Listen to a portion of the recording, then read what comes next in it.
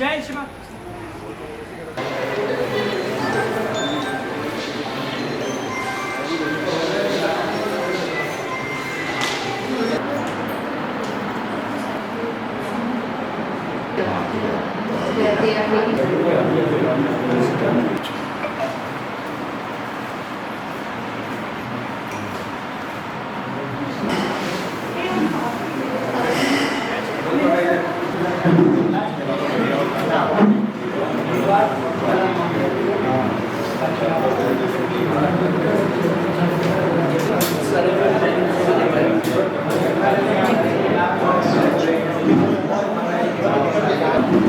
आज के हमारे इस कार्यक्रम के मुख्य अतिथि महोदय, chairman of US Ostwal education society, परम आदरणीय श्री उमराव सिंह जी ओस्तवाल सर का मैं तालियों की गड़गड़ाहट के साथ स्वागत करना चाहूंगी।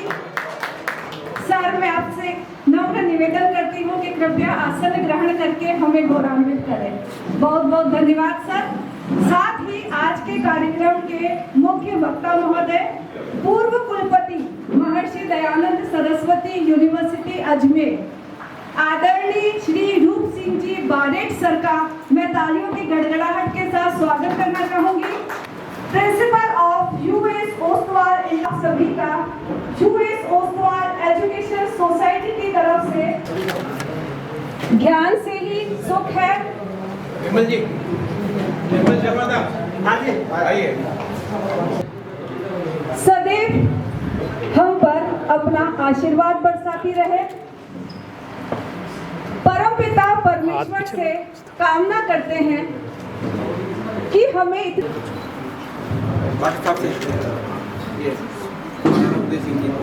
लोक जन सेवा संस्थान की तरफ से आपका महाराणा उदय सिंह जी को माल्यार्पण किया जा रहा है।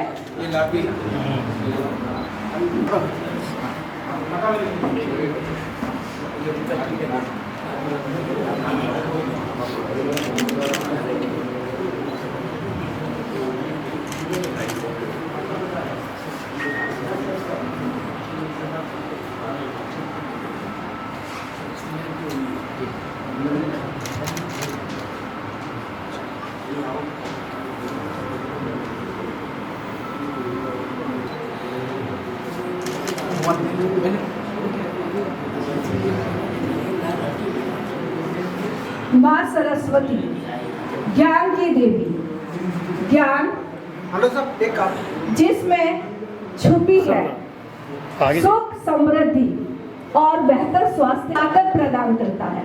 अब मैं आज आज्ञा चाहूंगी सर, परम आदरणीय उमराव सिंह जी ओस्तवाल सर का स्वागत सत्कार करें तालियों की गड़गड़ाहट के साथ।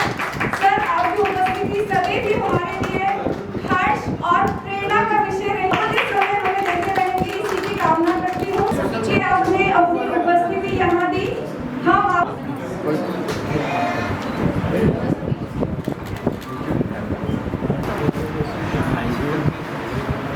सरकार के सर कृपया यहाँ आए एवं स्वागत उद्बोधन प्रस्तुत करें। समारोह के मुख्य वक्ता और महर्षि दयानंद सरस्वती विश्वविद्यालय अजमेर के पूर्व कुलपति माननीय प्रोफेसर रूप सिंह जी साहब बारट, मेरे सहयोगी doctor Khushboo Singhal, doctor Alka Agrawal, professor Vinay Sharma साहब और बाहर से पधारे हुए डॉक्टर विमल शर्मा जी जो डीन रहे हैं एग्रीकल्चर यूनिवर्सिटी के, और जितने भी पत्रकार बंधु यहाँ पधारे हुए हैं उन सब का मैं हृदय के अंतःस्थल की गहराइयों से बहुत बहुत हार्दिक स्वागत और अभिनंदन करता हूँ।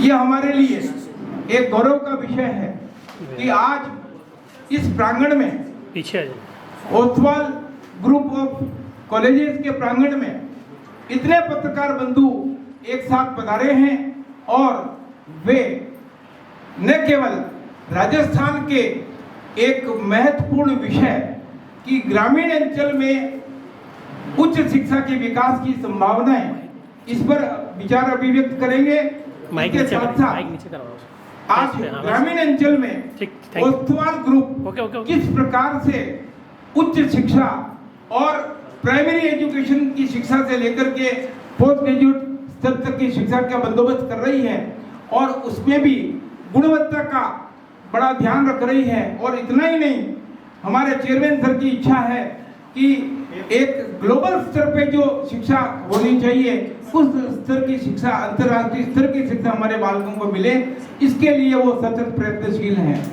वो इस बात की पूरी कोशिश करते हैं कि यहाँ जो कोई भी आवश्यकता हो उस आवश्यकता की पूर्ति वो करेंगे, लेकिन शिक्षकों से अपेक्षा की जाती है कि वो बच्चों की पढ़ाई का, उनके सर्वांगीण विकास का भी ध्यान रखें। तो आज ये अवसर है कि आप सब हम एक दूसरे को समझेंगे, एक दूसरे से मिलेंगे, संस्थाओं को देखेंगे और आप जो कुछ लिखेंगे उससे दूसरे संस्थाओं को भी प्रेरणा मिलेगी कि एक मॉडल के रूप में जो ओस्तवाल एजुकेशनल इंस्टीट्यूशन काम कर रही है उस तरीके से यदि देश में शिक्षा की व्यवस्था की जाए तो निस्संदेह यहाँ की युवा पीढ़ी को बड़ा लाभ मिलेगा। एक बार पुनः मैं Ostwal group of education society की ओर से आप सभी का बहुत बहुत हार्दिक स्वागत और अभिनंदन करता हूँ। धन्यवाद। यूएस ओस्तवाल इंटरनेशनल स्कूल के principal sir mister Vinay Sharma ji sir को कि वो आज के कार्यक्रम के मुख्य वक्ता महोदय, पूर्व कुलपति महर्षि दयानंद सरस्वती कॉलेज के बारे में जीवन परिचय प्रस्तुत करें। Our esteemed chief guest of today's occasion, Honorable Chairman Sir of US Ostwal Education Society, Shri Umrao Singh Ji Ostwal Sir, esteemed chief keynote speaker of today's program, Honorable former VC of Maharishi Dayanand Saraswati University, Ajmer, Dr.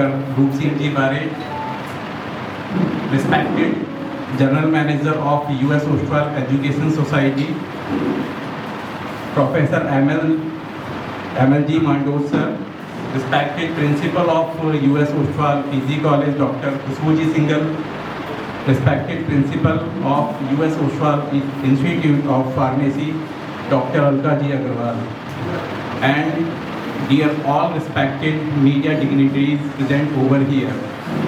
A very warm and pleasant morning to one and all. I, Vinay Sharma, Principal of US Ostwal International School, heartily feel immense pleasure, proud and privilege to welcome you all to the US Ostwal Education Society. It is an absolute honor to me to take this opportunity to present a brief bio on our today's Honorable keynote speaker, Dr. Roop Singh Ji Bare. Professor Dr. Roop Singh Bare, Senior Professor and former head, Department of Political Science, University of Rajasthan, Jaipur. He has taught and carried out research work in international relations for more than 3 decades in the university.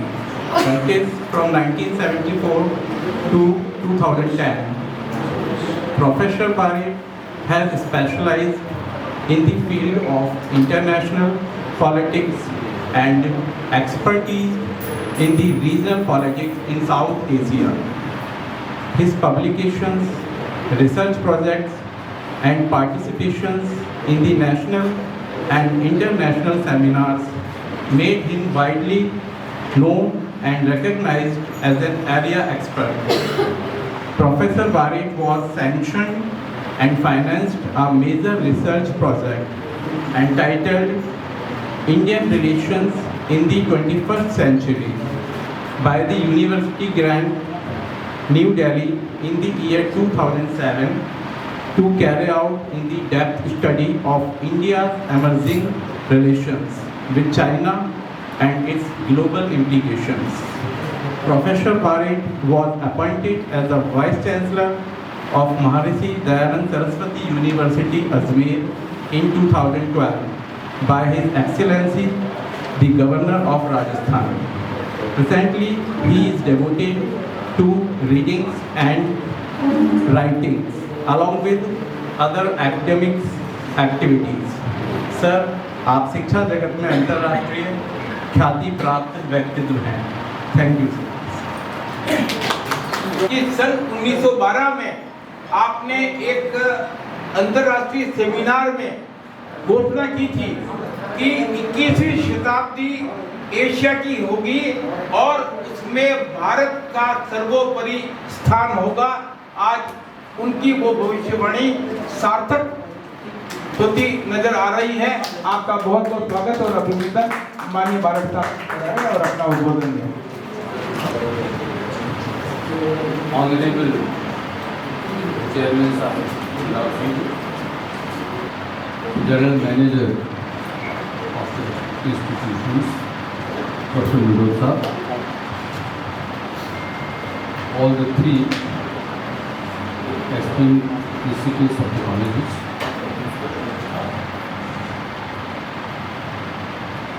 बाहर से पधारे साथियों का सबसे पहले मैं आभार व्यक्त करना चाहता हूँ ओसवाल ग्रुप ऑफ इंस्टीट्यूशंस को और प्रोफेसर मंडोज साहब को जिन्होंने मुझे मौका दिया. और मैं खुश हूँ इसलिए मुझे आज दोहरी खुशी हो रही है. आज मुझे दोहरी खुशी हो रही है. एक खुशी तो मुझे इसलिए हो रही है कि हायर एजुकेशन के भविष्य के बारे में जो मैं सोचता रहा हूँ, क्योंकि मैंने मेरे जीवन के सबसे अच्छे करीब 4 दशक उच्च शिक्षा के लिए दिए हैं. तो मैं जो सोचता था कि प्रदेश की उच्च शिक्षा को किधर होना चाहिए, किस दिशा में जाना चाहिए, सर नीचे बैठ जाइए. मुझे नीचे बैठ जाइए. यहाँ आकर के इस इंस्टीट्यूशंस को और आपके कैंपस को देख करके उमराव सिंह साहब बड़ी खुशी हुई. ले लीजिए. मैंने खाने के बाद बिल्कुल एक ब्रीफ राउंड लिया, but I was extremely please, क्योंकि मैं ये मानता हूँ कि आप हायर एजुकेशन को रिफॉर्म एंड रिवॉन्ड दोनों करने की सत्ता. The time has come, the time has come that now higher education has to be reformed and reoriented. और अब इसको जो reorient होना है apart from other directions, one of the major side is that now in place of urban centric it should be rural. It should be rural centric. और यहाँ आकर के मैंने जो ये देखा मुझे बहुत खुशी हुई. इसलिए मैं आपको बधाई देता हूँ कि आपने मुझे मौका दिया. और दूसरा मुझे इसलिए खुशी हुई कि विषयों पे बोलने की तो आदत रही है, हम बोलते ही रहे हैं, लेकिन आज मुझे बहुत खुशी है कि आज मैं मेरे पत्रकार मित्रों के साथ बात करूंगा, मेरे विचार हैं उनके साथ शेयर करूंगा, so that the new generations must know higher education इस प्रदेश में क्या थी, हायर एजुकेशन इस प्रदेश में क्या हो गई और हायर एजुकेशन इस प्रदेश में क्या होने की. इसलिए मुझे उमराव सिंह साहब, राष्ट्र कवि मैथिली शरण गुप्त की एक लाइन याद आ गई जो उन्होंने लिखा, गुप्त जी ने लिखा, हम कौन थे क्या हो गए, हम कौन थे क्या हो गए और क्या होंगे अभी, आओ विचारें आज मिलकर ये समस्याएं, आओ विचारें आज मिलकर ये समस्याएं. मुझे खुशी है कि इससे अच्छा ऑडियंस समस्याओं को विचार करने के लिए नहीं हो सकता. जहाँ एक तरफ इंस्टीट्यूशंस का मैनेजमेंट बैठा है, दूसरी तरफ पत्रकार भाई बैठे हैं, तो हम चाहते हैं कि एक सार्थक वार्ता इस पे हो कि वेयर बात भी आज भी इस विषय पे बात करने के लिए मैं 2 भागों में आपसे बात करना चाहता हूँ. पहला पार्ट में प्रदेश की उच्च शिक्षा पे गौरव, इसके बाद आप चलेंगे क्या रूरल एरिया जिसे आप ग्रामीण अंचल कहते हैं उसमें आज क्या है. जब हम हायर एजुकेशन की प्रदेश में इस समय क्या स्थिति है, जब इसके बारे में मैं आपसे बात करना चाहता हूँ तो 2 बातें मैं आपसे कहना चाह रहा हूँ बहुत संक्षेप में, क्योंकि I am aware of this fact that as far as the information, data are also concerned, आपके पास बहुत हैं, इसलिए मैं उनको कोई प्रस्तुत करने के लिए नहीं हूँ। I simply give you the certain views and my own ideas. सबसे पहले आवश्यकता आज जो है higher education, that is of quantitative expansion. आज भी आप देखिए, in spite of all the best efforts, आज भी हमारे प्रदेश में जो हायर एजुकेशन है उसका एक्सपांशन उतना नहीं है इन terms of number of students जितना होना है। अभी भी आपने लेटेस्ट रिपोर्ट देखी, मेरी आवाज़ तक आ रही है ना आपको? अभी आपने लेटेस्ट रिपोर्ट देखी तो राजस्थान सरकार ने स्वयं में माना है कि हायर एजुकेशन में इनरोलमेंट जो 10.5% था, विगत 5 वर्षों में बढ़कर के it has reached to 30%। 10.5% registration has increased in the last 5 years and reached up to the level of 30. लेकिन आज भी मैक्सिमम लेवल कहाँ है? 30%। जबकि you are aware of this fact कि अगर आप हमारे प्रदेश में और देश में देखें, इस समय हायर एजुकेशन में जाने वाला जो यूथ है उसके अगर आप एज ग्रुप को देखें तो it constitute 30% of the population. 30% population of the youth is in the age group who should be in the higher education institutions। जबकि आप कितना रहा है? मात्र 30%। तो आप देखिए आज हमारा यूथ जो इतना बचा हुआ यूथ है वो कहाँ जा रहा है? आप सोचिए कभी से। और अगर मैं आपसे सिर्फ आपका ध्यान आकर्षण करूं तो डेवलप्ड कंट्रीज में you will surprise that this ratio is almost 50%। 50% of their students who are in this age group, they are in the education institution, whereas our only meager 13%। बाकी विद्यार्थी कहाँ जा रहा है? बाकी यूथ तो है, कहाँ जा रहा है? क्या हमने उस यूथ के बारे में सोचा? आज वो यूथ पूरी तरीके से अनएम्प्लॉयड होकर के, हायर एजुकेशन विहीन होकर के वो दर दर कर रहा है। और अगर मैं इसका आपको सिर्फ एक उदाहरण दूँ, अभी मैंने पेपर्स में पढ़ा, आप ज़्यादा जानते हैं इसके बारे में, कि अभी आप देखिए गवर्नमेंट ऑफ राजस्थान ने क्लास 4 की कुछ वैकेंसीज निकाली एंड दे आर ऑलमोस्ट 53,749 इतनी वो आपने वैकेंसीज निकाली है गवर्नमेंट ऑफ राजस्थान ने class 4। And you will be surprise कि एप्लीकेशन कितनी आई? This is almost 24 lakhs, almost 25 lakhs। ये एक छोटा सा आंकड़ा मैंने आपके सामने क्या शो करता है कि आज भी हमारा यूथ गांव में बैठा हुआ है, बेरोजगार है, हायर एजुकेटेड नहीं है और उसके सामने एक क्राइसिस है। तो क्या आज जब हम हायर एजुकेशन की बात प्रदेश में करें तो क्या हमारा इतना % युवा यूथ तो आज कहाँ बैठा हुआ है? Are you worried about it? हम वरीड नहीं होते। This is my first concern जो मैं आपके साथ शेयर कर रहा हूँ। लोग ये कहते हैं कि सब हायर एजुकेशन तो बहुत है, गलत है ये कहना। हायर एजुकेशन का तो quantitative in terms of number of the expansion होना है, we have to do it. और क्यों होना है? I just let you know. My second concern is very grave, I must say. और being a professor in the university system almost for 3 decades, I'm very unhappy and I'm very sorry to say, and that is the qualitative aspect of higher education. Very horrible situation है हमारे पास।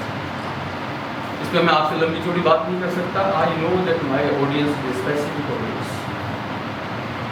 आज किस level पे हम पहुंच गए, can't believe, at least I can't imagine that in my own lifetime I will such times where the standards of the universities and the higher colleges will go so down. It is totally to be thrown to the dogs.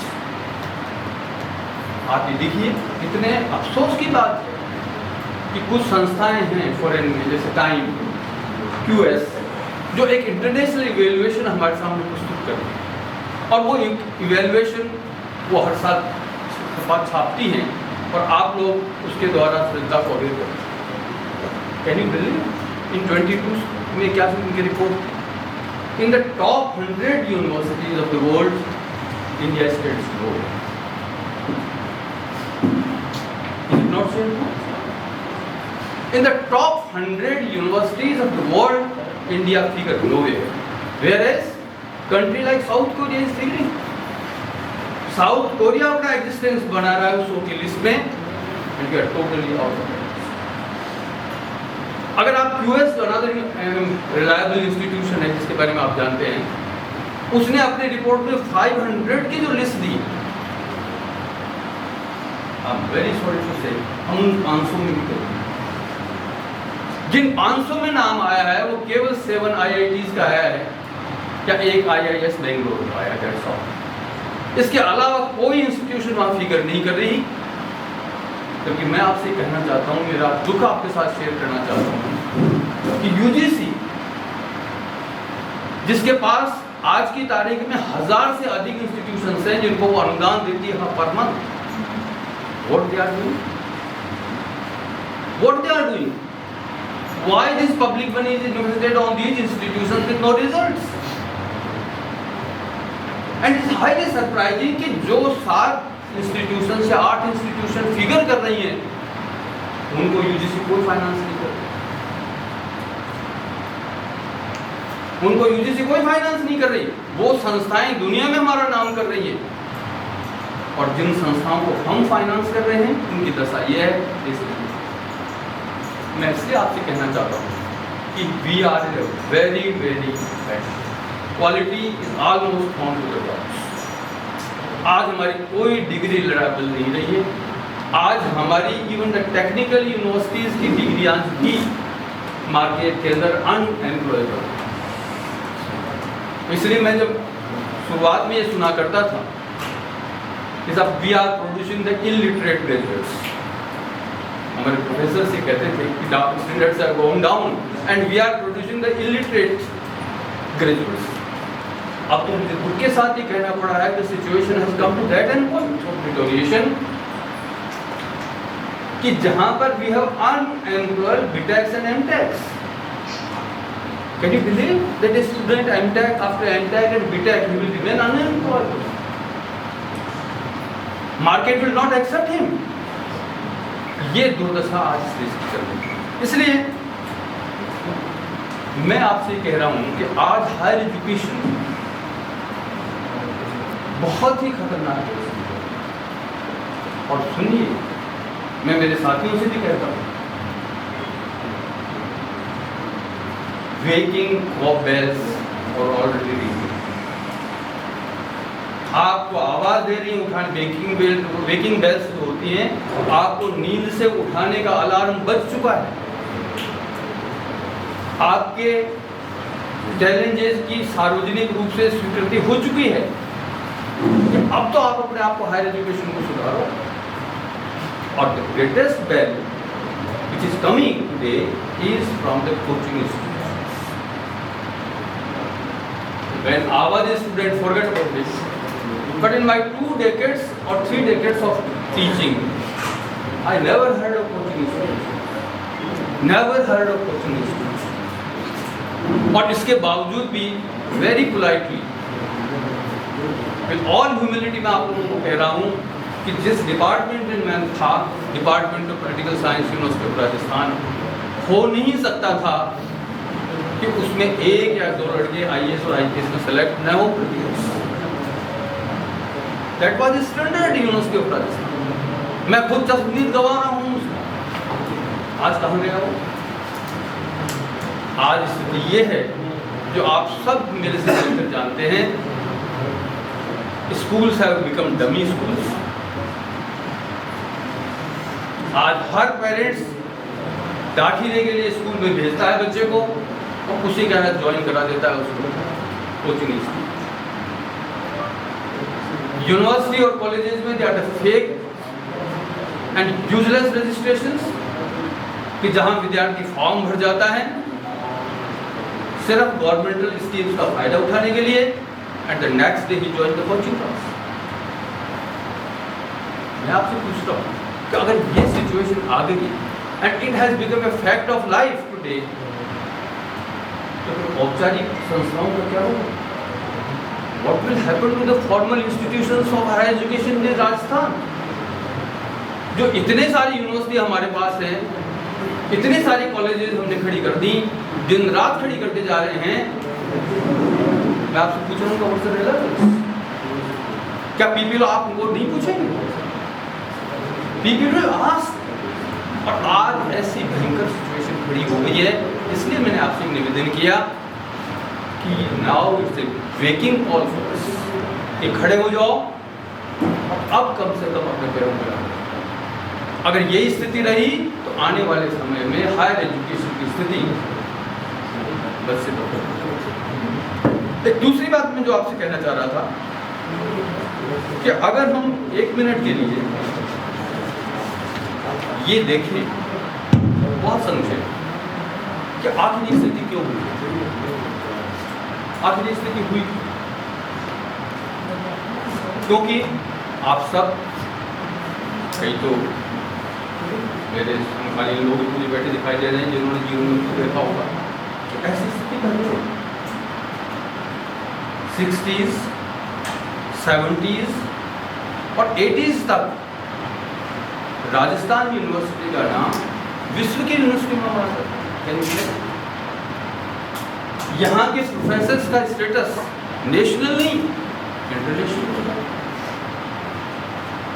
मैंने आपसे कहा कि इस दौर में अगर हम सबसे प्रेस्टिजियस को एग्जाम मानने या मानते हैं ICS, तो बिलीव मी जो 3 यूनिवर्सिटी आपस में compete करती थी कि who should give the maximum number of IAS, उनमें एक था दिल्ली यूनिवर्सिटी और नंबर 2 था राजस्थान यूनिवर्सिटी और इलाहाबाद। ये लेवल था, इसी यूनिवर्सिटी का था। मैंने देखा है, आप में से बहुतों ने देखा होगा what has happened.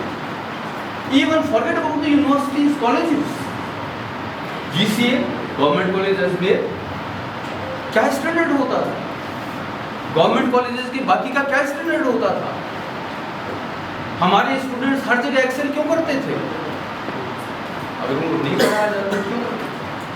इसके अगर आप देखें तो विगत वर्षों में जो कारण हुए वो कारण मैं सिर्फ आपको बता रहा हूँ। I will not explain but I will just bring this to your kind notice. देखिए 4 प्रॉब्लम्स हमारे साथ ऐसी रही कि जिनकी वजह से हायर एजुकेशन की स्थिति बिगड़ गई। और वो 4 अगर मैं आपसे मोटे रूप से गिनाऊं, सबसे पहली प्रॉब्लम ये रही lack of infrastructure specially with the government colleges. इन विगत वर्षों में एक बहुत बड़ा फैक्टर जिसे आप भली भांति परिचित हैं वो है इंफ्रास्ट्रक्चर। गवर्नमेंट ने किन्हीं कारणों से कॉलेजेस खोल दी, यूनिवर्सिटियां बना दी, धड़ल्ले से यूनिवर्सिटियों का रजिस्ट्रेशन हो रहा है, लेकिन अगर आप उनके अंदर जाकर के देखें there is no infrastructure, there are no labs, there are no libraries, so much so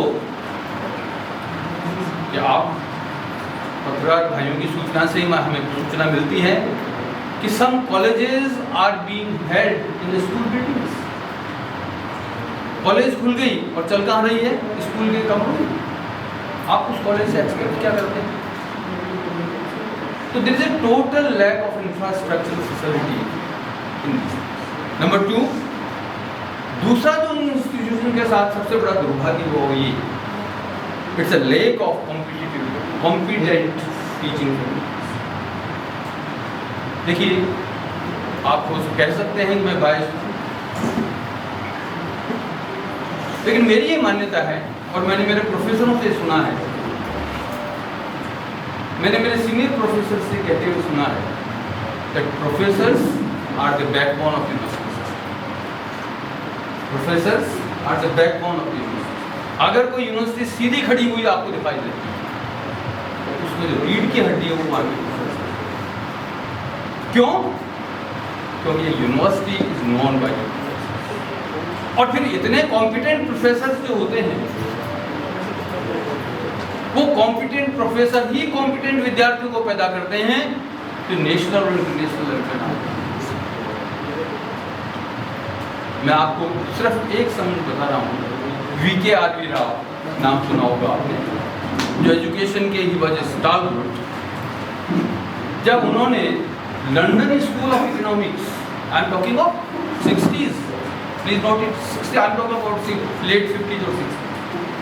खुद का भाषण मैंने उनको सुना, उन्होंने खुद कहा इस बात को कि जब मैं लंदन गया, लंदन स्कूल ऑफ इकोनॉमिक्स में एडमिशन लेने, उसके डायरेक्टर जो एक अमेरिकन थे, उन्होंने मुझे कहा why you have come to London, you have Delhi school of economics, it's no less than London school. ये कौन कह रहा है? ये chairman of London school of economics कह रहा है। और उसने कैसे कैसे स्टालवर्ड्स दिए, 60s में ये रहा, 70s में रहा, लेकिन बाद में रिक्रूटमेंट प्रोसेस, आई मस्ट से, this polluted. Competent faculties not in. और देखिए एजुकेशन, आप क्षमा करें, ये कोई एम्प्लॉयमेंट का धंधा नहीं है। I am very sorry Raja, I am rude to say, education and specially higher education रोजगार का धंधा नहीं है। आप रोजगार दो तो यार सो मेनी प्रोजेक्ट्स गवर्नमेंट दे और रोजगार चलाए। It's a place only for the competent and deserving students. हमने उससे मुंह तोड़ नाता मोड़ लिया। क्यों मोड़ा? आप से ज़्यादा। तीसरी एक प्रॉब्लम ये हुई when you don't have a competent staff. जब आपके पास स्टाफ ही कॉम्पिटेंट है नहीं है तो न हमारे सिलेबस अपडेटेड होते हैं, न हमारे कैरिकुलम अपडेटेड हुआ, न हमारे ढंग के कोर्सेज बने। Can you believe for decades together वही कोर्सेज यूनिवर्सिटी में, डेकेड्स। क्या दुनिया नहीं बदलेगी डेकेड्स में? बदल गई, लेकिन they don't have a vision. क्यों बदल? तो मुझे बताइए, why has a student will come to a university to spoil his time? He is a very intelligent. मैं हमेशा कहता हूँ विद्यार्थी तभी भी आज भी इज वेरी इंटेलिजेंट। आप उसको ये मत समझिएगा वो नहीं समझता। He knows it very well that I am what I am getting out of this institution. और चौथा जो सबसे बड़ा कारण हमारा रहा वो ये रहा कि we are lack of proper and transparent evaluation. हमने इवेल्युएशन का सिस्टम रखा, न तो हमने टीचिंग फैकल्टी का प्रॉपर्ली हम इवेल्युएशन कर पाए और न हमने स्टूडेंट्स का। और आप सोचिए आज हम किस स्थिति में पहुंच गए हैं। मैं आपसे कहता हूं, जिन कॉलेजेस के लिए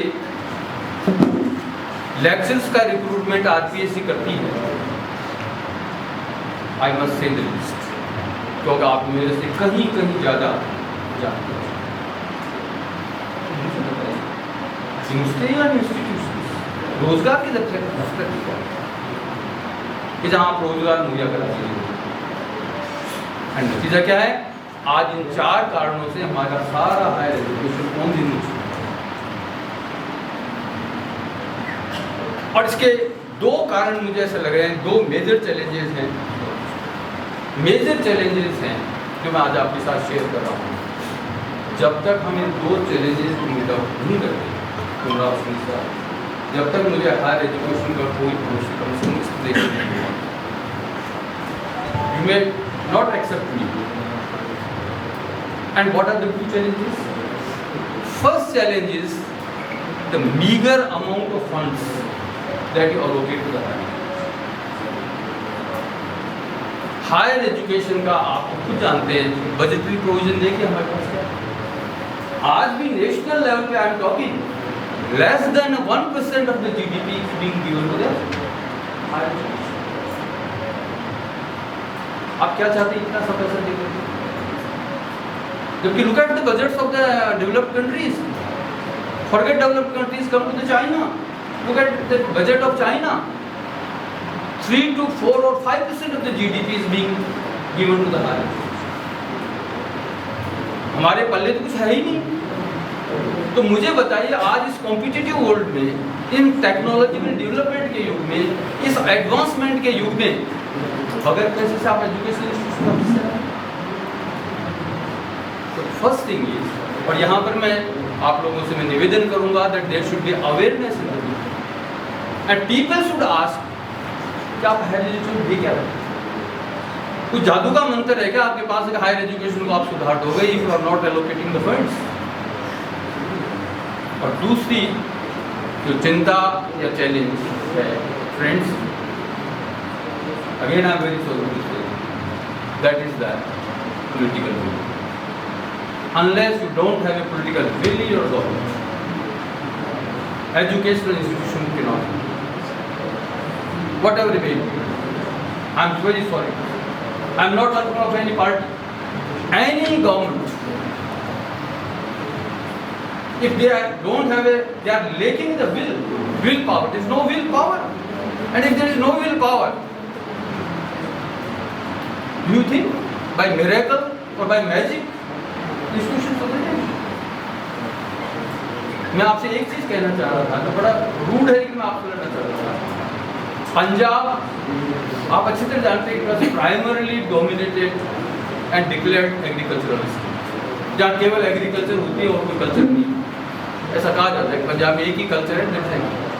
अब अगर आज हम 2025 में बात करें, आप देखिए आज स्थिति बिल्कुल बदल चुकी है। हायर एजुकेशन को इम्प्रूव होना है, दैट इज अ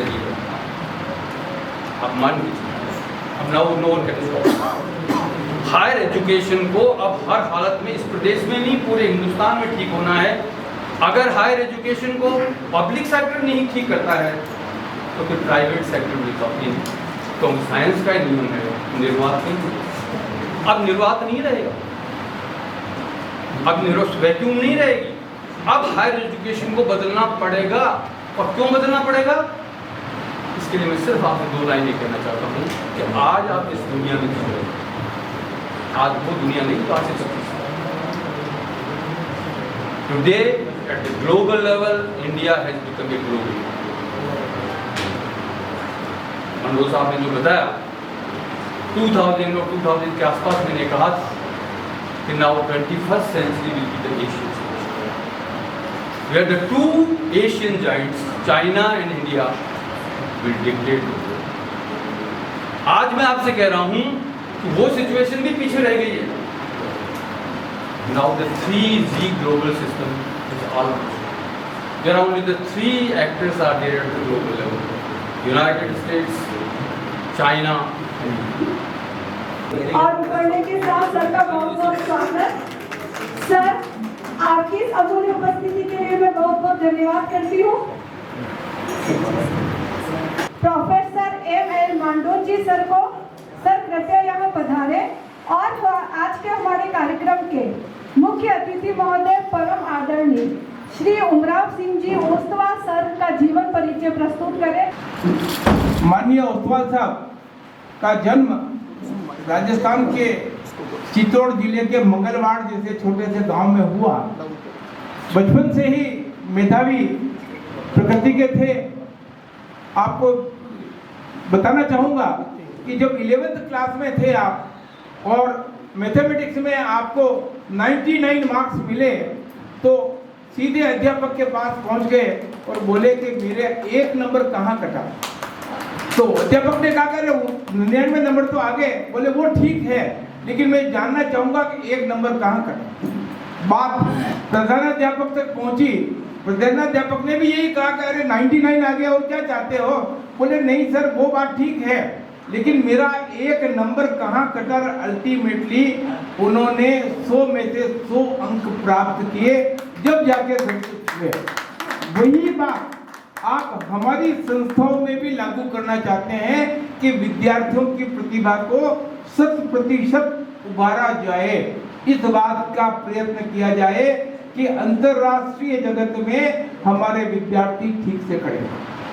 आप यहाँ से बंबई पधारे बड़ी कठिन परिस्थितियों में, और उस जमाने में राजस्थान का विद्यार्थी जिसको अंग्रेजी ठीक से नहीं आती हो, वहाँ से आपने सीए की परीक्षा पास की और सीए की परीक्षा पास करने के बाद में आप बिल्डर लाइन में आए और आपको जान के प्रसन्नता होगी कि आज आप मुंबई जैसी महानगरी में मीरा रोड, भयंदर, नाला सोपारा, पालघर जैसी जगहों पर और उदयपुर में अपने सुंदर विलास के पास में ओसवाल प्लाजा जैसे कम से कम 500 प्रोजेक्ट्स का निर्माण कर चुके हैं और उसमें सदैव गुणवत्ता का ध्यान रखा और ग्राहकों को जो समय दिया गया उस निर्धारित सीमा में आपने उन मकानों को उपलब्ध कराया।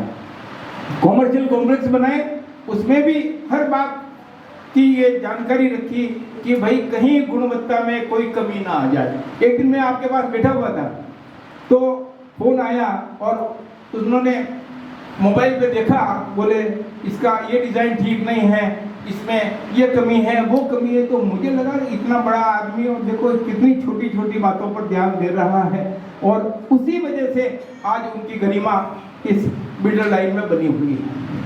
इसी तरीके से शिक्षा जगत में मुंबई जैसी महानगरी में आपके 4 इंस्टीट्यूशंस काम कर रहे हैं, वहाँ भी गुणवत्ता का ध्यान रखा जाता है और यहाँ पर 100 बीघा परिसर में आपने 150 करोड़ की लागत से ग्रामीण बच्चों के लिए शिक्षा का उपबंध किया है और कोशिश करते हैं कि हर प्रकार से बच्चों को अच्छी शिक्षा मिलती रहे। मैं आपके लिए कहना चाहूँगा कि पसीने की शाही से लिखते हैं जो अपने इरादे, मुकद्दर के पन्ने उनके रीते नहीं जाते। तो आपने वो मेहनत करके और ये मुकाम हासिल किया है। आपको राष्ट्रीय और अंतर्राष्ट्रीय स्तर पर कम से कम 50 अवार्ड मिल चुके हैं और अभी आपके सामने ही मैं आपको वो पुरस्कार दिलवाऊंगा। मुंबई में अभी राजस्थान दिवस की जो आयोजन हुआ था उसमें आपको भारत श्री अवार्ड से राजस्थान और महाराष्ट्र में शिक्षा के विकास के लिए दिया गया और हमारी संस्थाओं का जो आप पूरा ध्यान रखते हैं तो आज हमारी संस्थाओं की तरफ से भी आपको सम्मानित किया जाएगा।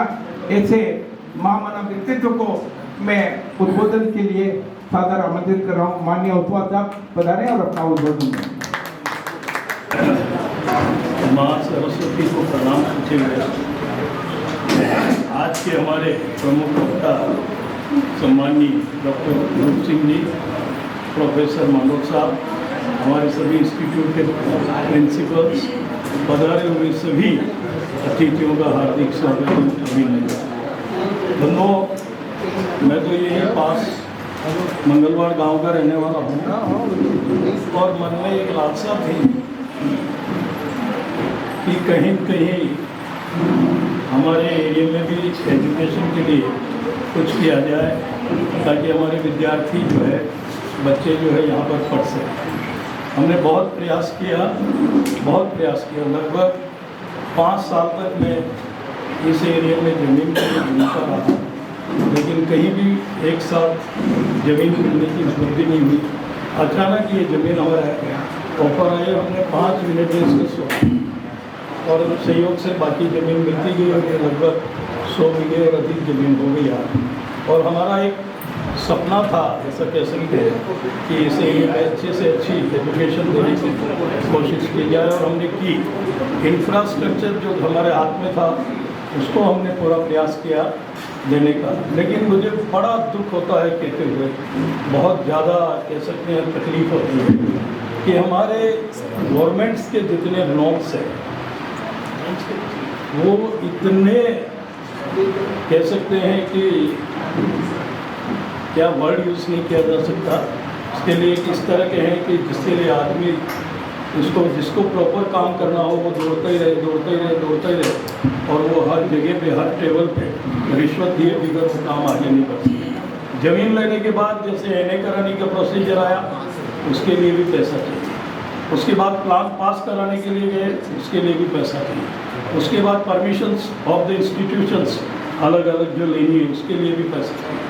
और उसके बाद सबसे बड़ा और पता नहीं कैसे डॉक्टर साहब जो लॉ बना रखा है कि जैसे अगर आपको, मैंने एक टेक्निक कॉलेज की परमिशन ली, होटल मैनेजमेंट की परमिशन ली, उसका नियम क्या है आप सुन के आश्चर्य करेंगे कि first when you are applying आपको वो इंफ्रास्ट्रक्चर आपका होना चाहिए। उसके बाद आपके पास वो टेक्निकल्स और टेक्निक्स प्रोफेसर्स होने चाहिए। क्लास चालू नहीं हुई पर उसके पहले आपके यहाँ प्रोफेसर होने चाहिए और वो भी एक्सपीरियंस्ड होने चाहिए। मैं आज तक वो क्वेश्चन का जवाब नहीं पाया कि उन सब प्रोफेसर को मैं अपॉइंट करूंगा, जितने इंटेलिजेंट प्रोफेसर होंगे उनको, वो यहाँ क्या करेंगे बैठे बैठे, एक एक साल तक आप परमिशन नहीं दे रहे हो और उसके बाद वो यहाँ बैठ करके क्या करेंगे। विचित्र कानून है। अब उनको आप जो हमारे लाइसेंसिंग ऑफिसर वो बोलता है सर पेपर पे दिखा दो कि आपने अपॉइंट किया और उनको डमी सैलरी दो। आवर कॉन्शियस डजंट अलाउ कि we should do it the wrong.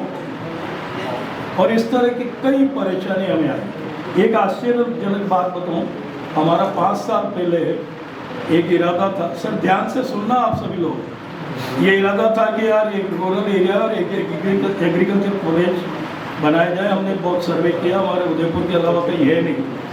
उसके लिए पहला क्वेश्चन आया कि आपके पास ज़मीन होना चाहिए और विद इन लिमिट होना चाहिए। हमारी थोड़ी दूर है फार्म हाउस, हमने और ज़मीन खरीद ली कि यार चलो ज़मीन खरीद लेते हैं, नज़दीक रहेंगे। ज़मीन खरीद ली, इन्वेस्टमेंट हो गया वो करोड़ सौ रुपये। उसके बाद 5 साल हो गया, आज तक पोर्टल नहीं खुली। मैं जब भी आता हूँ प्रोफेसर वल्ता से बात करता हूँ, भाई क्या हुआ आगे, वो बोलते सर पोर्टल ही नहीं खुला, हम क्या कर सकते। हमें आयुर्वेदिक हॉस्पिटल लाना है इस एरिया के हिसाब से और कुछ नई चीज़ बनाना चाहिए। हमने बिल्डिंग बना दी और उसके बाद जब कोशिश की तो बोले आप डॉक्टर्स को अपॉइंट करो, इतने मरीजों का इलाज करो, उसके बाद लाइसेंस में। क्या पद्धति है? आपके पास आप लाइसेंस नहीं है, आप डॉक्टर रख सकते, कैसे रख सकते? और लाइसेंस लेने के लिए आपको पहले इतने लोगों का ट्रीटमेंट करना। इस तरह की परेशानियां हैं। पत्रकार बंधुओं से मैं ये कहना चाहता हूँ, सरकार को आगाह करें कि भाई आपके डिपार्टमेंट्स को सुधारें। हम लोग जैसे कई लोग हैं और 50 साथी पैदा किए जा सकते हैं, उन्हें खड़ा किया जा सकता है जो रूरल एरिया में अच्छी एजुकेशन देने की लालसा रखते हैं, जिनका लेस मात्र भी ये इरादा नहीं है कि हम कमाई करें। आप सुनकर के आश्चर्य हो गए कि यहाँ पर हमारा जितना इन्वेस्टमेंट हुआ है उस प्रमाण में आज 8वां साल है, तब भी ब्रेक इवन नहीं है। Crore of rupees every year हमें बॉम्बे से भेजना पड़ता है, लेकिन फिर भी दिमाग में ये रहता है कि यार हमारे एरिया में हम कुछ न कुछ कर पाए। आने वाले समय में मैं अभी आने वाले समय की बात बताना चाह रहा हूँ कि हम लोग यहाँ पर एक इंस्टीट्यूशन और ला रहे हैं जो बिल्कुल अलग तरह की एजुकेशन रहेगी। It's not an professional education in any way, जिसमें सारे स्टाफ फॉरेनर्स हैं, सारे फॉरेनर रहेंगे, प्रोफेसर वगैरह सारे, और वो हम प्राइमरी एजुकेशन देंगे। उस एजुकेशन के बाद हमारे बच्चे इंडिया से बाहर पढ़ने जाएंगे और उनके बच्चे यहाँ पर आएंगे पढ़ने, क्योंकि वो कुछ इंडियन कल्चर्स को, अपनी संस्कृत को और इस तरह की भाषाएं सीखने की बहुत इंटरेस्टेड रहते हैं। वो कार्यक्रम हम अगले साल से लागू करने जा रहे हैं। उसके लिए इंफ्रास्ट्रक्चर हमारा रेडी हो गया। 300 बेड का एयर कंडीशन हॉस्टल हमने निर्माण कर लिया है। 1.25 लाख फीट की हमने बिल्डिंग खड़ी कर ली है और उसके बाद इस तरह का एक एजुकेशन सेंटर और आने वाला है। आज की तारीख में मैं मेरे मुँह से कुछ कहूँ वो ठीक नहीं, लेकिन उदयपुर चित्तौड़ जिले में रहने वाले अक्सर सुनते होंगे US ओस्टवाल एजुकेशन के बारे में कि किस ग्रेड की हम एजुकेशन दे रहे हैं। आप कि ये जो सुन के आश्चर्य करेंगे कि BSc BCom BA में बच्चा पढ़ता है, उसकी फीस है 12,000, 12,000 रुपीज़ ईयरली फीस है। और where is the professors salaries are more than 30,000 40,000 per month.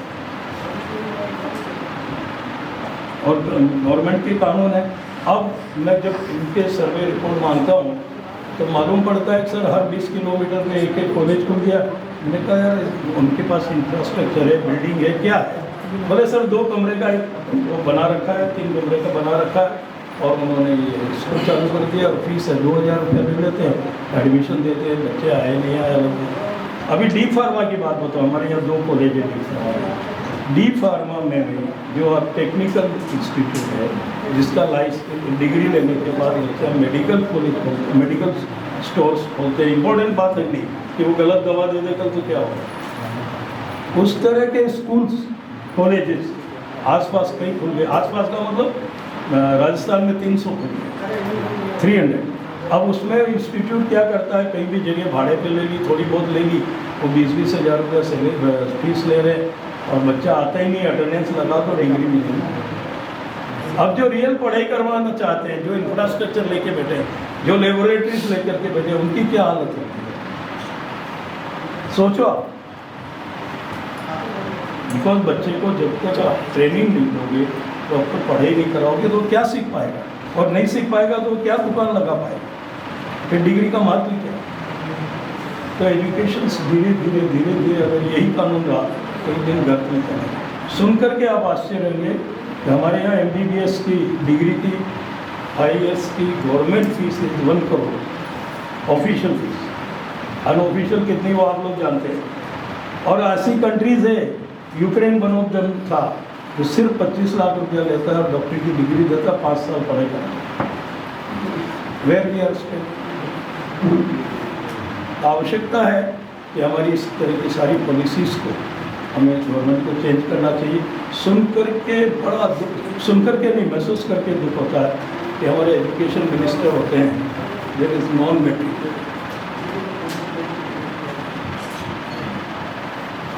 इससे आगे कुछ कहने की जरूरत है नहीं। समझ लीजिए कि उस देश का कितना भला एजुकेशन में हो सकेगा, वो एक सोच लीजिए। मैं एक बार एक परमिशन के लिए, होटल मैनेजमेंट की परमिशन के लिए इंडिया के एजुकेशन मिनिस्टर के पास गया था। वो बैठी थी, हम लोग बैठे थे, IAS अफसर जो उनके असिस्टेंट्स होंगे, जो इसको 1 घंटा मेरे सामने खड़ा रखा, 1 घंटा। और वो मेरे से बात करने में बस बोले आपका काम कैसे चल रहा है, कैसे हो रहा है, कहाँ परमिशन होती है, ऐसे कि क्या प्रॉब्लम आ रही है। वो बेचारा खड़ा 1 घंटा, non matric given him the punishment of 1 hour IAS अफसर। ये क्या पॉलिसी, किस तरह की पॉलिसी। हमारे स्कूल में फर्स्ट स्टैंडर्ड के बच्चे को पढ़ाने के लिए हमारे ट्रेंड टीचर की जरूरत है। कितने ट्रेंड, DM क्या बोलते हैं आपके यहाँ, STC, हाँ DRT जो भी, और अब से ऊपर B.Ed। हमारे स्कूल में आप उसके बिना अपॉइंटमेंट नहीं दे सकते। And where is any minister can get the education ministry without any qualification. कैसे भारत का उद्धार करेंगे, कैसे? जब हम फॉरेन में जाते हैं और इसी तरह की बातें सुनते हैं तो कैसा सेमफुल लगता होगा। सोचे, विचार करें। पुनः मैं तो ये कहूँगा कि यहाँ पर हम लेटेस्ट टेक्नोलॉजी में एजुकेशन देने का प्रयास करते हैं, हर तरह की। हमारे स्कूल में भी आप देखेंगे कि हम लोग जैसे हॉर्स राइडिंग देते हैं तो हॉर्स ही खरीद दिए। स्विमिंग पूल हमारा अपना है, राजस्थान में सबसे बिगेस्ट स्विमिंग पूल है। ये हमें पता नहीं था, गवर्नमेंट ने सर्वे किया, उनको टूर्नामेंट करवाना था तो उन्होंने सर्वे किया और उन्होंने अभी 500 टीम का यहाँ पे एक टूर्नामेंट किया था कुछ महीने पहले। उसके बाद हॉस्टल्स की फैसिलिटीज़ के लिए सारे हमारे एग्रीकल्चर फार्म हैं, सारी शुद्ध सब्जियाँ वही पैदा करके दी जाती है, गुणवत्ता का हर तरह का प्रयास किया जाता है। उसके बाद भी हमारा यही कहना है कि आने वाले समय में भी जितनी भी लेटेस्ट टेक्नोलॉजी होगी वो भी हम यहाँ पर ला करके प्रयास करेंगे। उसके थ्रू हम हर तरह की सुविधाएँ देने का, one of the best institute बनाने का हमारा सपना है, जिसको हम निश्चित रूप से हमारे बच्चों को यहाँ पढ़ाएंगे और इनको फॉरेन में जाने के लिए किसी भी तरह की परमिशंस की दिक्कत नहीं आएगी। ये हमारा प्रयास रहेगा। पुनः आप सब पधारे और इस कार्यक्रम को सफलतम बनाया। मांडल साहब ने और हमारे सारे प्रोफेसर ने जो प्रयास किया उसके लिए बहुत बहुत आभार है। जय Hind.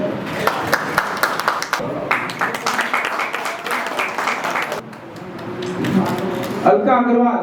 Good afternoon to all of us.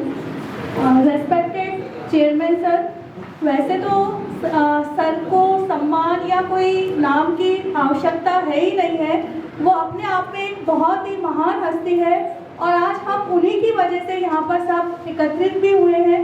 तो हम पूरी US ओसवाल एजुकेशन सोसाइटी के GM सर प्रोफेसर ML मांडोस sir, PG college principal doctor Khushboo Singhal ma'am, US Oswal international school के principal doctor Vinay sir, myself doctor Alka Agrawal, principal US Oswal institute of pharmacy, सभी मिलकर हम sir को एक सम्मान प्रदान करना चाहते हैं। उनके पूरे जो समाज का और एक उन्होंने ये इतना बड़ा इंस्टीट्यूट स्थापित करके यहाँ ग्रामीण में रहने वाले बच्चों के लिए एक शिक्षा का नया अलग जगाया है।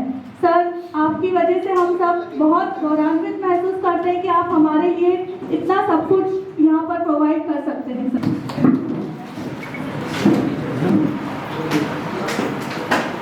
सबसे पहले तो आप सभी लोगों का यहाँ पे प्रांगण में पधारने के लिए हृदय से धन्यवाद करती हूँ। आपने अपना समय दिया, इस भरी गर्मी में हमारे लिए आप यहाँ पधारे, उसके लिए आप लोगों को बहुत बहुत धन्यवाद। इस संस्था का एक संक्षिप्त परिचय आपके सामने रखती हूँ। यूएस ओसवाल पीजी कॉलेज 2016 से इस मंगलवार प्रांगण के अंदर स्थापित हुआ है। महाविद्यालय जो है वो गवर्नमेंट से अप्रूव्ड है और सुखाड़िया विश्वविद्यालय से एफिलेटेड है। साथ ही साथ अभी पिछले ही वर्ष से राजस्थान टेक्निकल यूनिवर्सिटी RTU से भी हमारा एफिलिएशन मिला है। वर्तमान में कॉलेज में यूजी और पीजी दोनों ही प्रकार के पाठ्यक्रम चल रहे हैं। यूजी के अंदर हमारे यहाँ पे BA है, बीकॉम है, BSc है, BBA और BCA है। इसके अलावा पीजी के अंदर हमारे यहाँ MA, MCOM, MSc, MSW और BLIT जैसे टेक्निकल प्रोग्राम्स भी हैं। डिप्लोमा में PGDCA है और गत वर्ष से हमारे महाविद्यालय ने टेक्निकल एजुकेशन में भी कदम रखा है, जिसके अंदर MBA और MCA जो AICTE अप्रूव्ड है, ये हमारे महाविद्यालय में वर्तमान में चल रहे हैं। सारे ही कोर्सेज जो है आज के वर्तमान की नीड के हिसाब से है और यहाँ जो सुविधाएं हैं आपको एक झलक आपने देखने पे ही पता चलता है। इंफ्रास्ट्रक्चर जैसे कि हमारे चेयरमैन साहब ने भी बताया, किसी भी प्रकार की कोई कमी नहीं है। अच्छे से अच्छे क्लासरूम्स हैं, बहुत अच्छे फर्नीचर हैं। अगर आप लेबोरेटरीज विजिट करना चाहें तो लेबोरेटरीज के अंदर बहुत हाईटेक इंस्ट्रूमेंट्स वगैरह भी प्रेजेंट है।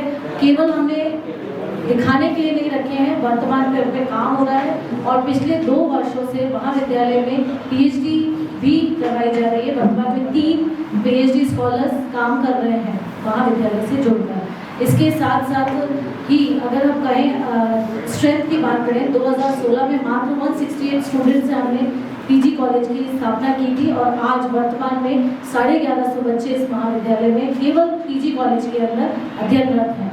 अगर हम उपलब्धियों की बात करें तो शुरू के 5 साल जिसके अंदर कोरोना भी हमने 2 साल फेस किया था, महाविद्यालय के अंदर PG UG कोर्सेज थे और जैसे ही कोरोना खत्म हुआ महाविद्यालय की एलिजिबिलिटी कंप्लीट हुई, महाविद्यालय ने PG के अंदर अपग्रेड किया और गत वर्ष महाविद्यालय टेक्निकल एजुकेशन में आया। विद्यार्थियों की उपलब्धियों की अगर हम बात करें तो मैं महाविद्यालय में कुछ जो शिक्षा के अलावा जो गतिविधियाँ चल रही है उन पर भी मैं आपका फोकस करूँगी। हमारा महाविद्यालय में बच्चे जो पढ़ रहे हैं उनके लिए रेगुलर क्लासेस लगाई जाती है, अटेंडेंस ली जाती है। महाविद्यालय में ये भी कर रखा है कि अगर कोई विद्यार्थी 6 या 5 दिन से ज़्यादा नहीं आता है तो विद्यार्थी के घर पे इसकी सूचना पर्सनली टीचर्स के द्वारा दी जाती है। तो उनके अटेंडेंस के ऊपर भी फोकस किया जा रहा है। जो आज की वार्ता में मैंने ये एक बहुत बड़ा लैक्यूना देखते हैं कि सुविधाएं होने के बाद में भी विद्यार्थी आज क्यों नहीं आ रहा है, ड्रॉप डाउन हो रहा है, हायर एजुकेशन में ड्रॉप डाउन हो रहा है। तो उस चीज़ से बचने के लिए हमने कुछ इस तरह के ठोस कदम भी उठाए हुए हैं। इसके अलावा विश्वविद्यालय स्तर के ऊपर हमारे बच्चों की अच्छे ग्रेड्स आते हैं और विद इन टॉप 10 स्टूडेंट्स में हमारे महाविद्यालय के बच्चे स्टैंड करते हैं। ये अगर शिक्षा की बात करें, अगर हम इसके अलावा स्पोर्ट्स की बात करें तो खो खो, वॉलीबॉल, कबड्डी इन गेम्स के अंदर हमारे महाविद्यालय के प्रतिवर्ष कम से कम 3 से 4 विद्यार्थी यूनिवर्सिटी टीम के अंदर अपने आप को रिप्रेजेंट करते हैं, महाविद्यालय का रिप्रेजेंटेशन देते हैं। इसके अलावा NCC जैसी हमारे यहाँ पे गतिविधि चलती है। सर ने भी आपको बताया, अवगत कराया।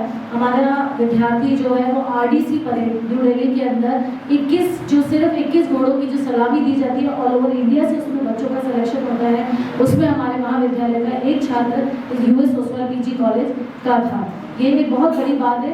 उस विद्यार्थी ने अपने जीवन में पहली बार जयपुर गया और वहाँ पर उसने बीकानेर जाकर पोलो स्पोर्ट्स के बच्चे हैदराबाद के साथ में कंपटीशन करके अपनी जगह बनाई 21 विद्यार्थियों में और जीवन में पहली बार दिल्ली उसने अपने जीवन में देखा। तो इस प्रांगण में, इस जगह, इतनी छोटी सी जगह में भी आज महाविद्यालय जिस लेवल से काम कर रहा है, ये एक माइलस्टोन बन के निकलेगा कि न केवल महाविद्यालय शिक्षा, इसके अलावा दूसरी चीज़ों में भी, दूसरे क्षेत्रों में भी महाविद्यालय का पूरा योगदान है। अगर हम शिक्षा के अलावा बात करें, छात्रों के विकास का, ये रोजगार से संबंधित अगर हम बात करें तो महाविद्यालय में आज के समय को देखते हुए CET जो कि सेंट्रल कॉमन एंट्रेंस एग्जाम होता है, जो सरकार के द्वारा रखा गया है UG और PG लेवल में महाविद्यालय कोई भी इसके लिए फीस चार्ज नहीं करता है। इसी समय में जैसे ही बच्चों की रेगुलर क्लासेस खत्म होती है उनको कोचिंग के रूप में पढ़ाया जाता है, जिसमें हमारे ही विद्यार्थी, हमारे ही जो लेक्चरर्स हैं, हमारे जो प्रोफेसर्स हैं, वो उनको उसके लिए गाइडेंस देते हैं। और आपको ये जानकर हर्ष होगा कि पिछले CET के 2 सालों के एग्जाम में 5 बच्चे हमारे सेलेक्ट भी हुए हैं। अग्निवीर की अगर हम बात करें तो एक C सर्टिफिकेट हमारे यहाँ से प्रोवाइड किया जाता है NCC में, और अग्निवीर में लगभग नई करके कि 40 स्टूडेंट्स हमारे यहाँ से अग्निवीर के अंदर सेलेक्ट हुए हैं, और 10 बच्चे अभी आसाम बॉर्डर पे और कश्मीर बॉर्डर के ऊपर पोस्टेड है एट प्रेजेंट, वो वहाँ पे अपनी सर्विसेज दे रहे हैं। इसके अलावा सेंट्रल गवर्नमेंट के अंदर भी हमारे बच्चों के सिलेक्शंस हुए हैं।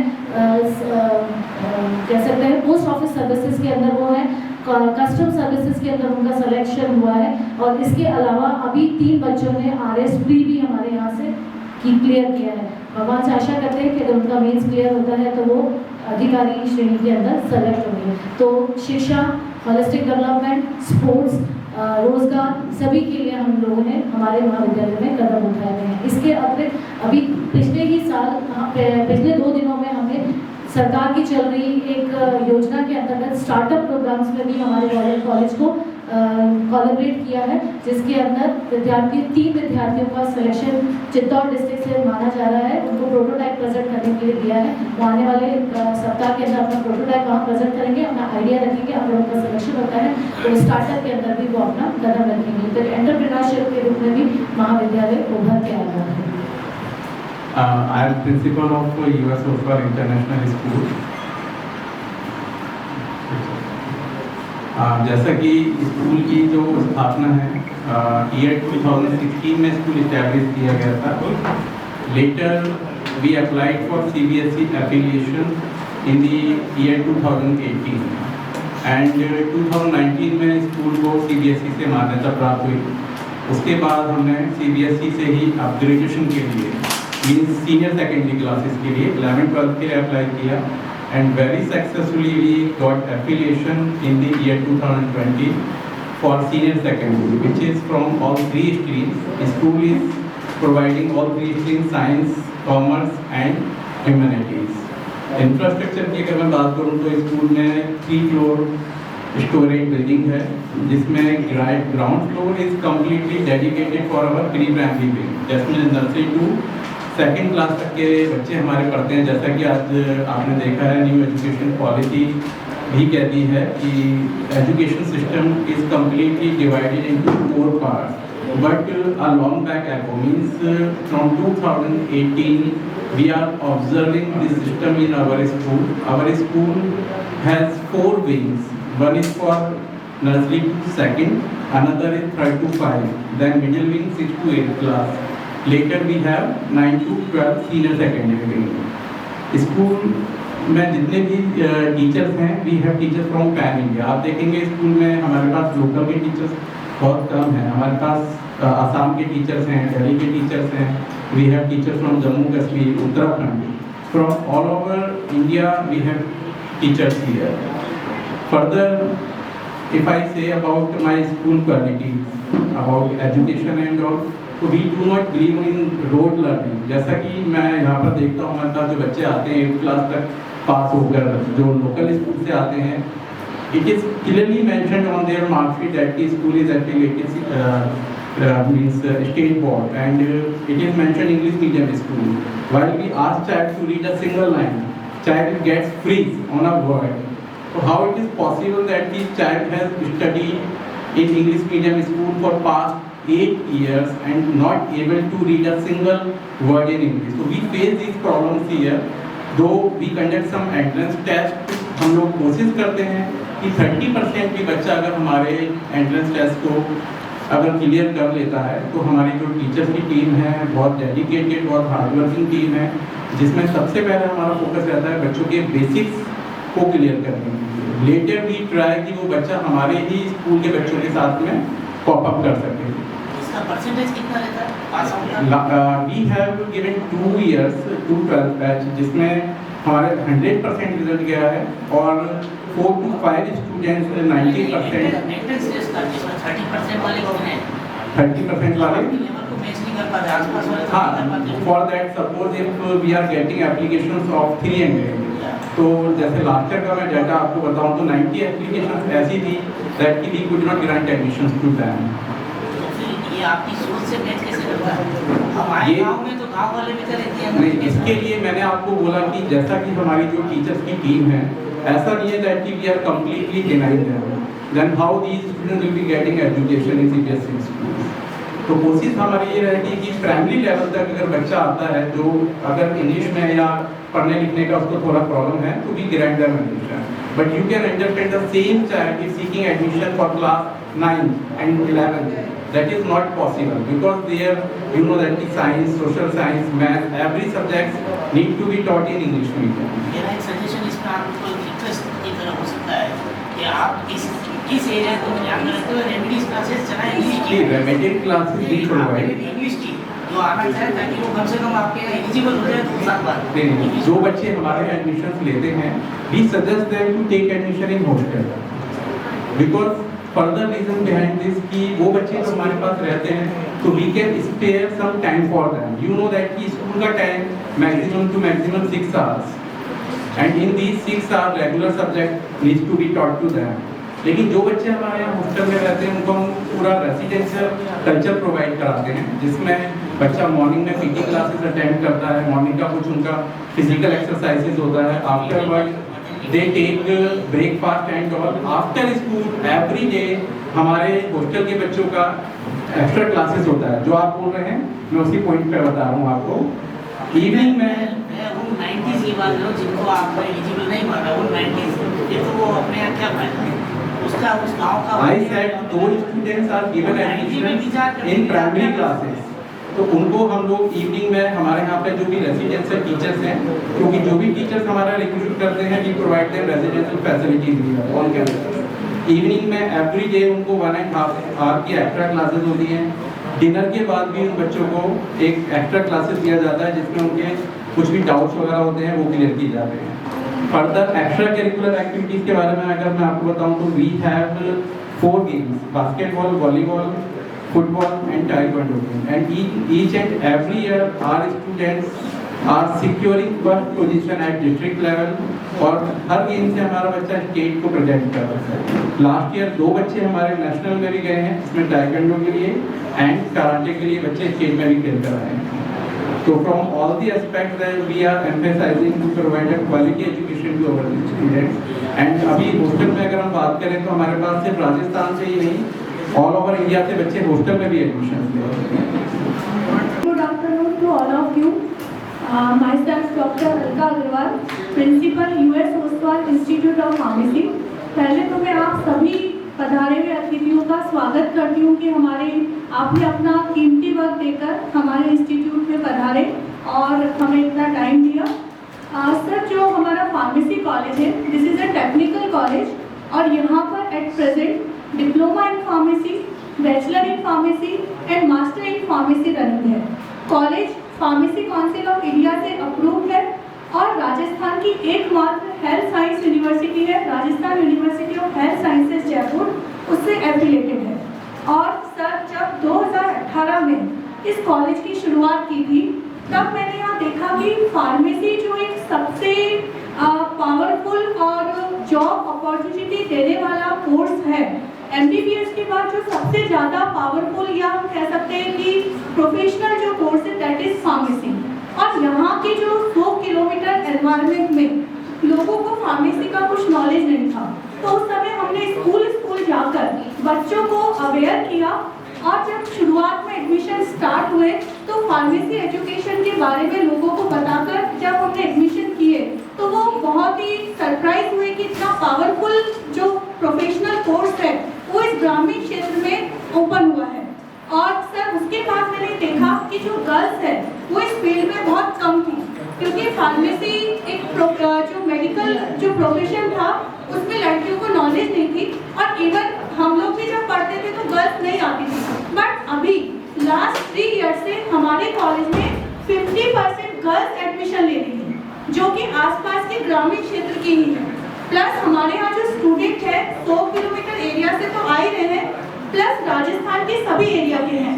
इवन पाली, डूंगरपुर, बांसवाड़ा, सागवाड़ा और इवन महाराष्ट्र से भी फार्मेसी करने बच्चे यहाँ पर आ रहे हैं जो हॉस्टल में रहते हैं। और दूसरी चीज़ इम्पॉर्टेंट सर कि हम लोग जो हमारे सेमेस्टर सिस्टम के अंदर इंडस्ट्रियल ट्रेनिंग होती है बच्चों की, तो हमारे कॉलेज से केवल राजस्थान का एकमात्र हमारा कॉलेज है कि हम लोग अपने बिहाफ पर उन बच्चों को प्रैक्टिकल ट्रेनिंग के लिए 1 महीने की डिफरेंट ऑल ओवर इंडिया में इंडस्ट्रीज में भेजते हैं। और हमारा जो इंफ्रास्ट्रक्चर है कॉलेज का वो राजस्थान का नंबर 1 है, क्योंकि हमारे यहाँ से जो एग्जामिनर्स आते हैं वो ऑल ओवर इंडिया और राजस्थान से आते हैं। जब वो कॉलेज की सिचुएशन, इंफ्रास्ट्रक्चर, लैब देखते हैं तो they give rank to us कि हमारा कॉलेज इंफ्रास्ट्रक्चर, पढ़ाई, क्लासेस इन सब में नंबर 1 है। तो अभी सर राजस्थान के अंदर फार्मेसी की एकमात्र बिल्डिंग है जो पूरा सब कुछ प्रोवाइड कर रही है बच्चों को और इंडस्ट्रियल ट्रेनिंग दे रही है। और 2018 से कॉलेज जब स्टार्ट हुआ उसके बाद आज तक जो भी बच्चे पास आउट हुए हैं, इवन उनका रिजल्ट नहीं आया उससे पहले वो जॉब में अपीयर हो चुके हैं।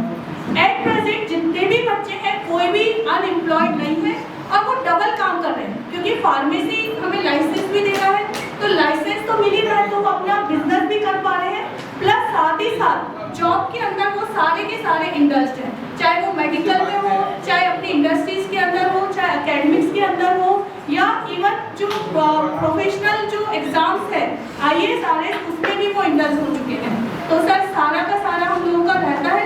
प्लस जो अटेंडेंस वाली बात जो अभी सब तरफ से आई थी उसके लिए इवन हम लोगों ने भी कॉलेज के अंदर बहुत स्ट्रिक्ट कर रखा है। हम लोगों के यहाँ पेरेंट्स के ग्रुप बने हुए हैं हर सेमेस्टर के, और डेली की अटेंडेंस पेरेंट्स के ग्रुप में जाती है। और अगर 3 दिन बच्चा रेगुलर एब्सेंट है क्लास के अंदर तो तुरंत पेरेंट्स के पास कॉल जाता है और पेरेंट्स को बुलाते हैं। प्लस हमारे क्या होता है, यूनिवर्सिटी एग्जाम के साथ साथ इंटरनल एग्जाम्स होते हैं जिसके मार्क्स यूनिवर्सिटी में जाते हैं। तो हमने स्ट्रिक्टली कर रखा है कि अगर 75% अटेंडेंस नहीं है तो बच्चा सेशनल एग्जाम में अलाउड नहीं होगा। तो उसके लिए हमने बहुत स्ट्रिक्ट एक्शन ले रखा है। और साथ ही साथ हमारा पूरा इंग्लिश मीडियम का रहता है, क्योंकि पढ़ाई इंग्लिश में करनी, पूरा फार्मेसी इंग्लिश में होता है। तो उसके लिए बच्चे यहाँ पर ग्रामीण क्षेत्र के हिंदी मीडियम से है, बट फर्स्ट सेमेस्टर में हम लोग एक्स्ट्रा उनकी स्किल डेवलपमेंट की क्लासेस लगवाते हैं। उसके लिए उदयपुर से स्पेशल टीचर्स बुलवाते हैं ताकि वो उनको इंग्लिश इम्प्रूव करवा सके, उनका पर्सनैलिटी डेवलपमेंट करवा सके।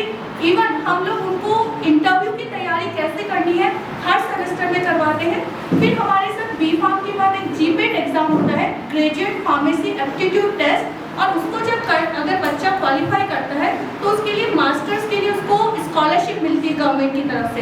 तो उसकी तैयारी भी हम बच्चों को एक्स्ट्रा कराते हैं। तो ओवरऑल सारी तरफ से हम लोग बच्चों के सर्वांगीण विकास के लिए पूरी कार्यरत है। और अभी ये है कि हमारी सारी सीटें खुल जाती हैं, कोई भी सीट खाली नहीं है, और अभी बहुत ही अच्छा एजुकेशन का एनवायरनमेंट देते हुए हम ओवरऑल उनका डेवलपमेंट करके उनको कॉन्फ्रेंसेस के लिए बाहर भी ले जा रहे हैं। और जो फार्मेसी की स्पेशलाइज्ड जो इंडस्ट्रीज है उसमें टाइम टू टाइम विजिट के लिए ले जाते हैं। प्लस बाहर से मैं ऑनलाइन लेक्चर्स भी कराती हूँ जो बेस्ट पॉसिबिलिटी है, और प्लस यहाँ कैंपस में बुला के भी उनको टाइम टू टाइम सारे लेक्चर्स वगैरह हम प्रोवाइड कराते हैं।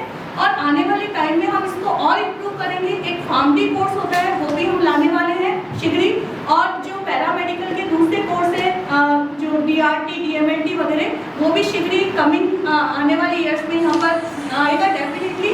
और एक हम RSLDC का कोर्स भी चला रहे हैं जो स्किल डेवलपमेंट का है, गवर्नमेंट का प्रोजेक्ट है। उसमें GDA कोर्स हम चलाते हैं जो नर्सिंग के असिस्टेंट होते हैं, और वो 4था बैच अभी हमारा रनिंग है। और उसमें जो भी बच्चे हर साल निकल रहे हैं वो हर एक बच्चा गवर्नमेंट के अंदर एम्प्लॉयड है, एक भी बच्चा भी उसके अंदर से अनएम्प्लॉयड नहीं है, और वो गवर्नमेंट हमें पैसा दे रही है। तो ग्रामीण क्षेत्र के जो भी बच्चे हैं, गर्ल्स हैं, उनको हम यहाँ पर फ्री ऑफ कॉस्ट पढ़ा रहे हैं सर। उनका खाना पीना रहना हॉस्टल में सब कुछ फ्री है, और उनको बेस्ट टू बेस्ट हम ट्रेनिंग देके उनको जॉब अपॉर्चुनिटी प्रोवाइड करा रहे हैं। प्लस फार्मेसी में भी जो है जिनकी परसेंटेज बहुत अच्छी है या जिनके पेरेंट्स की कुछ आप उस अनुसार कृपया आगे आइए, कमेंट पर आपकी सर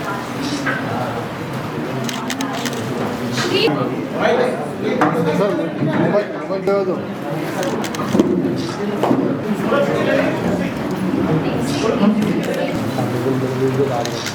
आगे नेक्स्ट बोलो। भूपेंद्र जी, प्रकाश जी शर्मा साहब, नेक्स्ट राकेश राजदीप, श्री कौशल मुद्रा जी, श्री सुशील जी जैन, श्री कमलेश,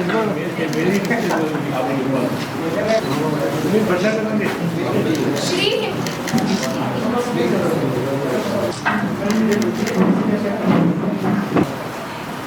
श्री सतीश जी,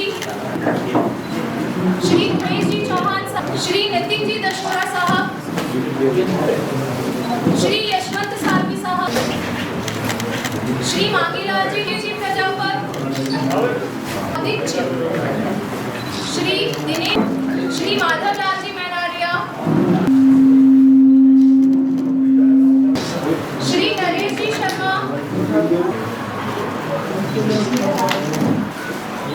मान्यवर विजय जी शर्मा, श्री जय किशन जी चौबे,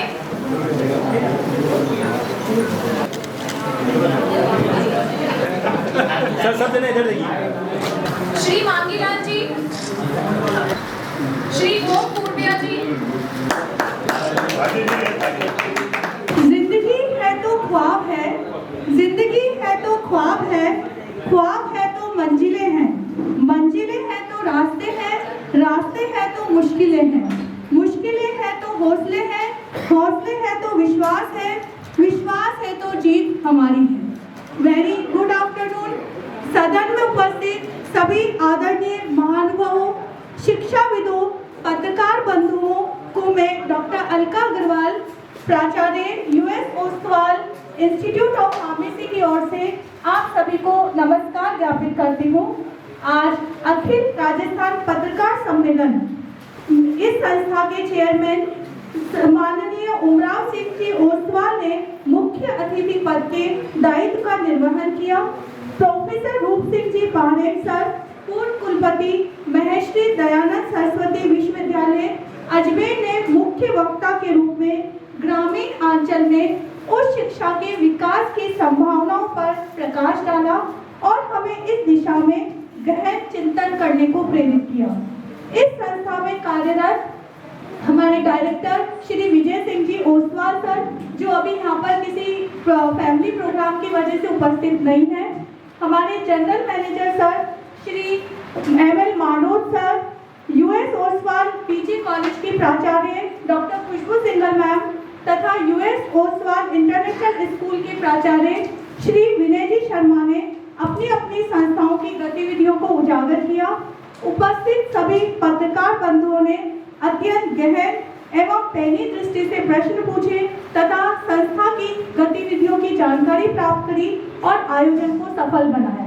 मैं व्यक्तिगत रूप से अपनी और हमारी संस्था ओस्तवाल एजुकेशन सोसाइटी की तरफ से आपकी गरिमा में उपस्थिति के लिए हृदय के अंतःस्थल से साधुवाद ज्ञापित करती हूँ और आशा करती हूँ कि हमारी संस्थाओं के विकास में आप सभी का सकारात्मक एवं प्रेरणास्पद सहयोग भविष्य में भी मिलता रहेगा, जिससे हम इस देश की भावी पीढ़ी को अच्छी शिक्षा दे सके और हमारे चेयरमैन सर का जो सपना है उसको हम अच्छी तरह से साकार कर सके और देश की भावी पीढ़ी को हम एक अहर्निश सेवा के लिए तैयार कर सके। एक बार आप सभी का तहे दिल से बहुत बहुत धन्यवाद। इस कार्यक्रम को सफल बनाने के लिए आप सभी जो भी स्टाफ, जो भी पर्सन इसके लिए डायरेक्टली और इनडायरेक्टली इन्वॉल्व है, सभी का मैं तहे दिल से धन्यवाद देती हूँ और आप सभी पधारे हुए सभी पत्रकार, साधुविद, सभी सम्मानजनक पत्रकार समुदाय को बहुत बहुत धन्यवाद कि आपने अपना कीमती समय दिया और हमें मार्गदर्शन दिया। धन्यवाद। जय हिंद, जय भारत।